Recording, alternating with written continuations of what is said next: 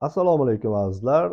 Men Abdullajon Abdufattohovich, Avtowest School Innovatsion avtomaktab asoschisi. Bugun sizlarga yo'l belgilarining 3-guruhi bo'lgan taqiqlovchi belgilar to'g'risidagi barcha testlarni oddiy inson tushunadigan darajada tushuntirib o'taman.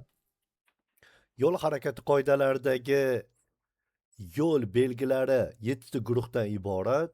Bugungi darsimizda biz taqiqlovchi belgilar, ya'ni yo'l belgilarining 3-guruh hisoblangan taqiqlovchi belgilar to'g'risida batafsil bilim va ko'nikmalar beramiz. Birinchi savol: qaysi yo'nalishda harakatlanishga ruxsat etiladi? Bu yerda hozir chapga, to'g'riga, o'ngga yo'nalish ko'rsatilgan. Bu yerda mana 3-1 kirish taqiqlangan belgisi bor. Endi buni yosh kattalar kirpish deb aytadi.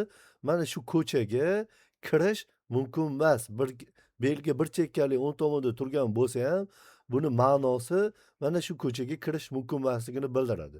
Demak, faqat chapga harakatlanishga ruxsat etiladi.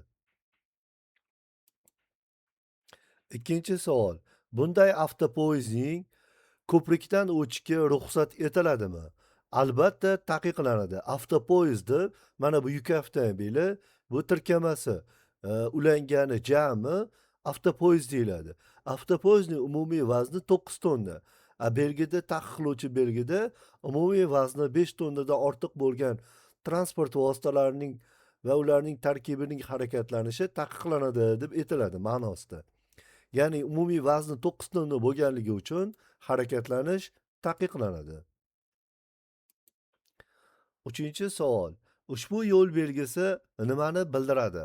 Ushbu belgimizni taqiqlovchi belgi bo'lib, umumiy haqiqiy vazni va yuk vaznining qo'shgan holda belgida ko'rsatilgandan ortiq bo'lgan transport vositalarining, shuningdek transport vositalari tarkiblarining harakatlanishini taqiqlaydi deb to'g'ri bo'ladi. Endi bu yerda javoblar bir-biriga o'xshashib ketadi. Birinchi javobdan farqi shundaki, bu yerda birinchi javobda aytyaptiki, belgida ko'rsatilgandan ortiq yuk ko'taruvchi yuk avtomobillari harakati taqiqlanadi deyilyapti.